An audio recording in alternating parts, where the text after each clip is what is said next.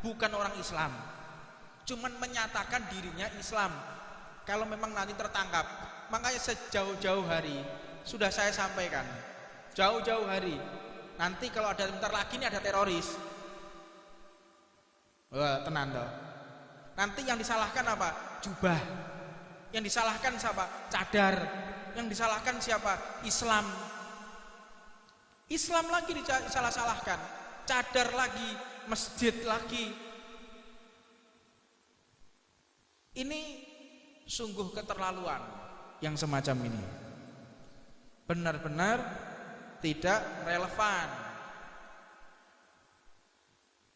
Jadi kita sebagai umat Islam menahan diri. Puluhan bahkan hampir ratusan WA yang masuk dengan chat pribadi ke tempat saya, tanya apa yang harus kita lakukan ini. Maka saya jawab, kita tidak usah merespon, kita nunggu kabar resmi dari pemerintah. Kita percayakan segala sesuatunya kepada aparatur pemerintah, polisi dan TNI. Serahkan sepenuhnya kepada polisi dan TNI. Kita lihat bagaimana nanti hasilnya, dan tentunya kami pasti akan dilibatkan untuk berpikir. Kami akan dilibatkan untuk melihat secara jelas. Makanya segala sesuatu itu harus transparan. Saya sering mengatakan 3 pilar ini, saya tidak tahu ideologi dari mana, saya nggak paham ini 3 pilar ini. Polisi, TNI, dan pejabat pemerintahan. Lah tokoh ulama dikemanakan ini? Tokoh agama dikemanakan? Tokoh agama, saya berbicara di sini bukan harus orang Islam, tidak. Kalau di Papua, libatkan para pendeta, libatkan mereka ketika di Bali orang-orang Hindu, tokoh-tokoh agama Hindu, libatkan mereka, jangan 3 pilar. Kalau sudah seperti ini baru gimana ini menurut Pak Kiai, gimana menurut Pak Ustadz, telat. Makanya ideologi ini harus disembuhkan ini. Kalau terus-terusan seperti ini, maka tidak akan mencapai kesuksesan dalam bernegara.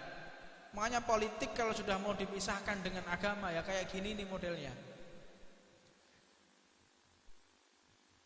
Di majelis ini kita mulai mencerdaskan masyarakat, memahamkan masyarakat.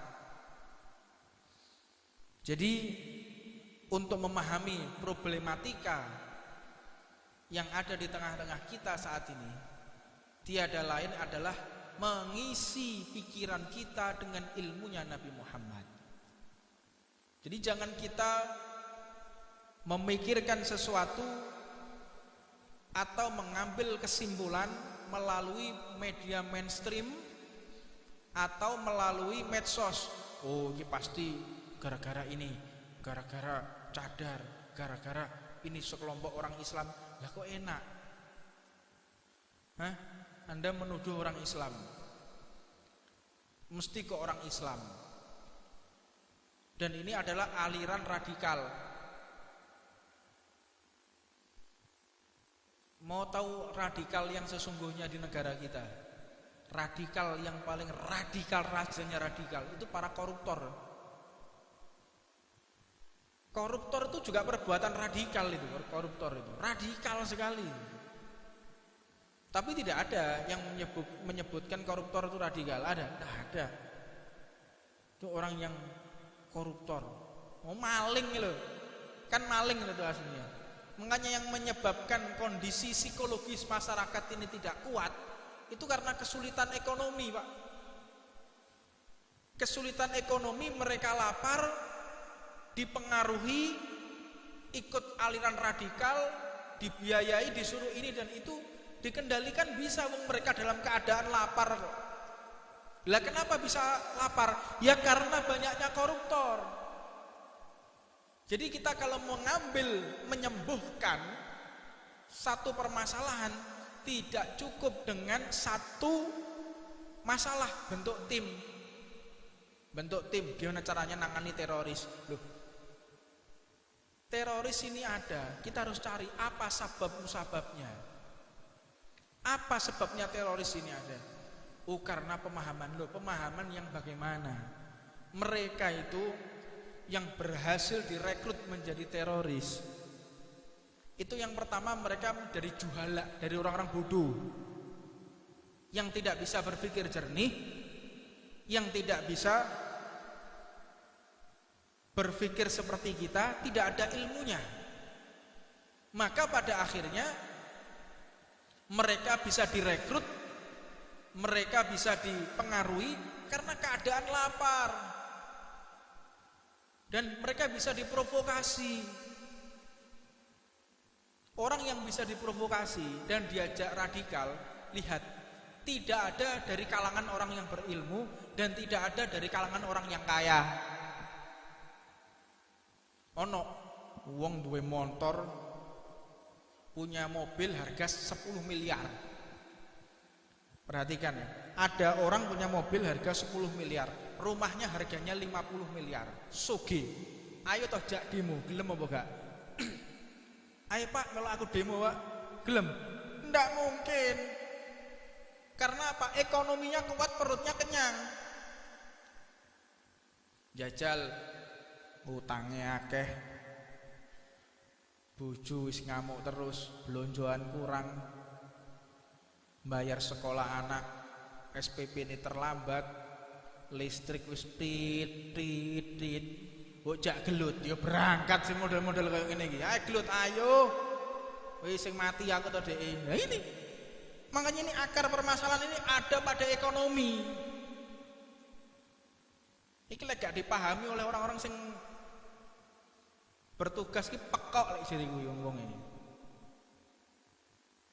Ini sudah pada lapar semua nih, rakyat sudah pada lapar ini. Susahnya nggak tahu mereka. Menderita.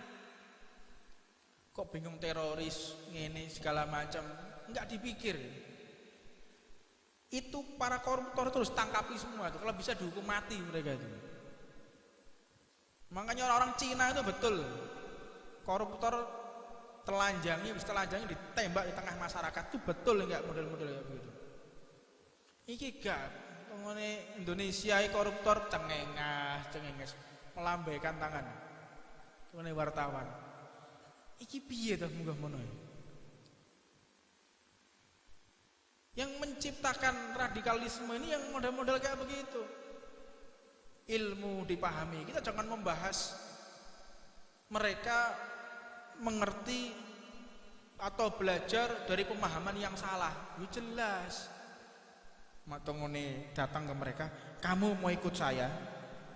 Kita mau terang-terangan ya, kamu mau ikut saya, nanti tak biayai keluargamu. Itu banyak kasus. Kalau kita mau terang-terangan, orang yang megang bom dan lain sebagainya, itu sudah tertekan ekonomi, Pak. Keluargamu tak jamin. Keluargamu pasti seneng, tapi syaratnya ledakan ini. Itu yang terjadi di negara-negara Suriah, di Irak. Saya kira di Indonesia kurang lebih seperti itulah. Itu orang-orang yang ekonominya carut-marut, gak ada orang punya usaha mapan, punya perusahaan yang bagus, dia bisa ibadah dengan tenang, terus nggawa bom. Wong gendeng lo gak gelem. Iki lo mercon cekelen, gelem lo gak? Sampai tak opahi 1.000, gelem lo gak? Nggak mungkin tuh, akal sehat mana? Makanya seperti ISIS dan kalangan radikal ini terbentuknya karena ekonomi yang lemah, rusaknya ekonomi. Ini mulai ini negara kita dikacaukan ekonominya supaya bisa dikendalikan. Itu yang pertama, analisa pertama. Analisa kedua, ini memang kita sengaja mau diadu domba. Karena apa? Alam kita sudah mulai dieksploitasi. Kudu cerdas, kudu ngerti, Pak. Emas mulai disedot, emas diambil, pertambangan diambil, minyak diambil.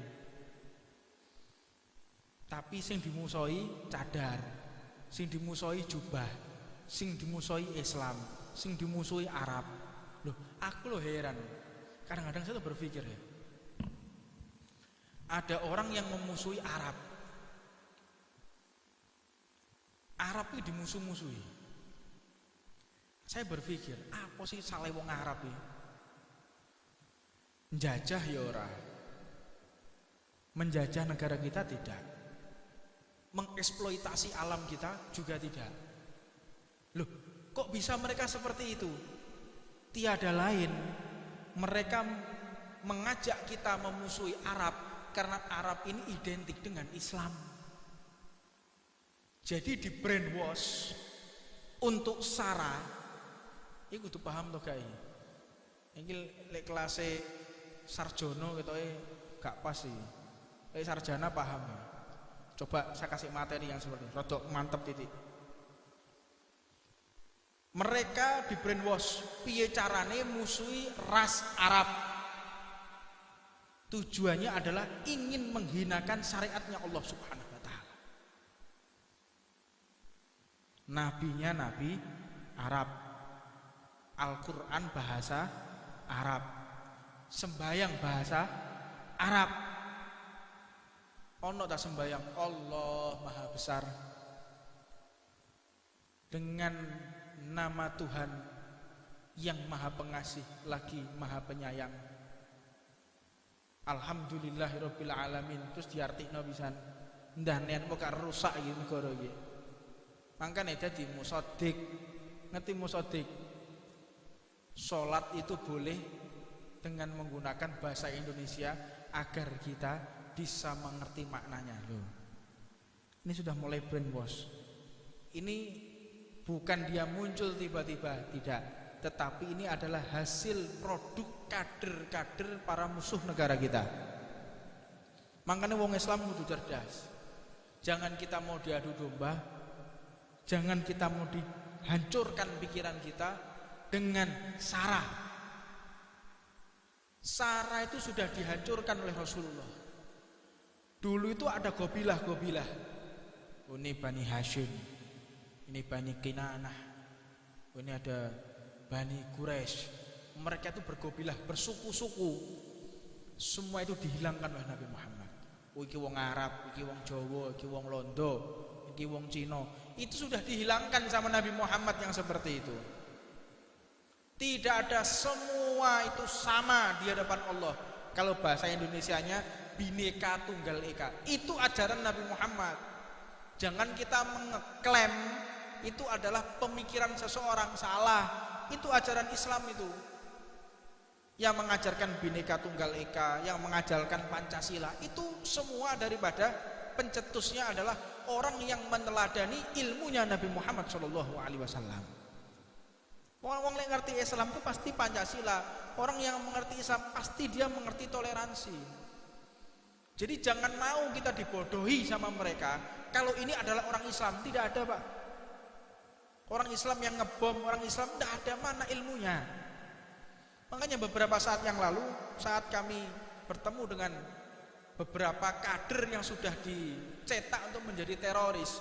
Kebetulan waktu itu saya sama grup 2 Kopassus. Saya ketemu sama mereka. Saya tanya, apa tujuan Anda? Saya jihad. Anda mau jihad?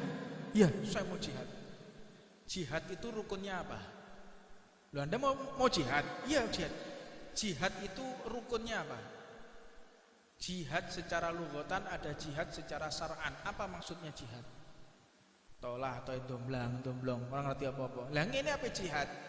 Makanya kita itu sering kali mengerjakan sesuatu tapi tidak tahu. Tidak tahu. Kadang-kadang orang Islam sendiri ditanya,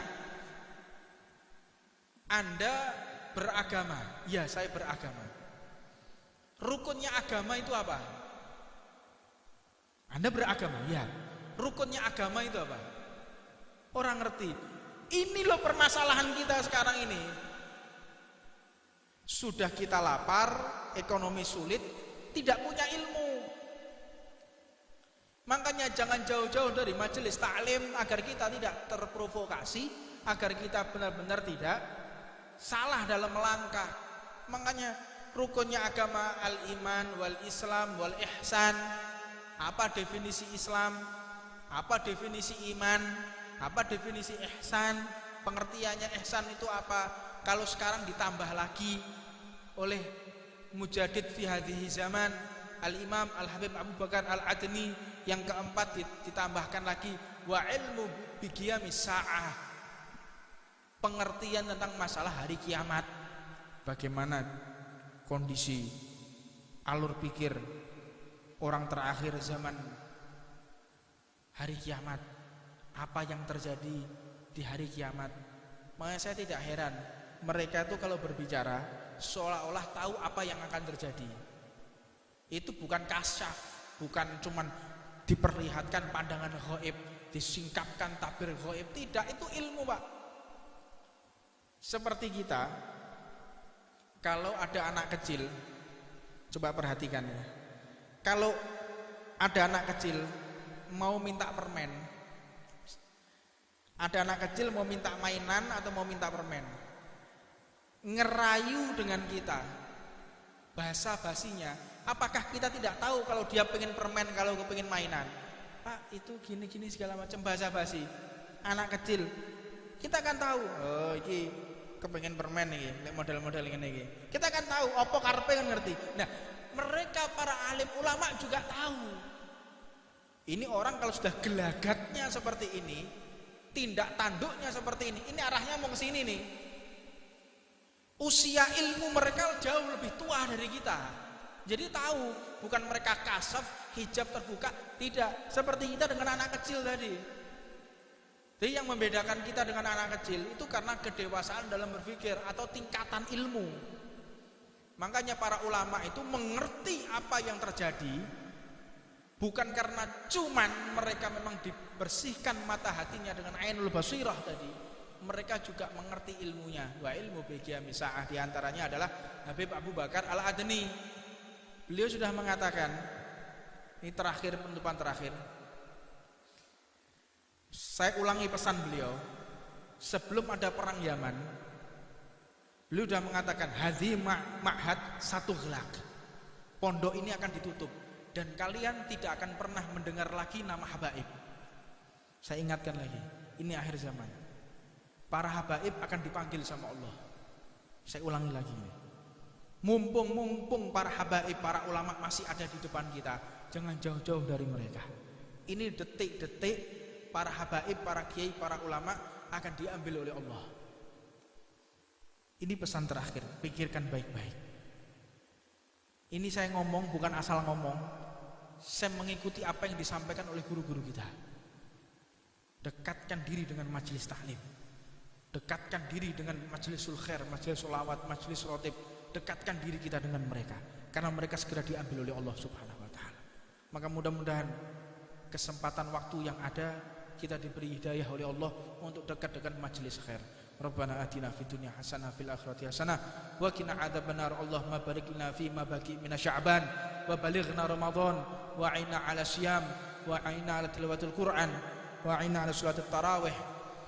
Dan mudah-mudahan terakhir saya ucapkan ribuan maaf kepada segenap tetangga, segenap jamaah. Sebentar lagi kita akan masuk bulan Ramadan dan majelis ini tidak akan pernah diliburkan. Tetap pengajian hari Senin, tetapi sore setiap hari Senin tetap kita ngaji, tidak libur. Kalau kita katakan libur, tidak ada pernah libur untuk menuntut ilmunya Nabi Muhammad. Jadi setiap hari Senin kita tetap ngaji di Masjid Muhdhar jam 4 sore. Jadi mudah-mudahan Allah Subhanahu wa taala memberikan istiqomah kepada kita semuanya. Rabbana atina fid dunya hasanah wa fil akhirati hasanah wa qina adzabannar wa 'ala man masyayikhuna wa ila hadratin Nabi Muhammad.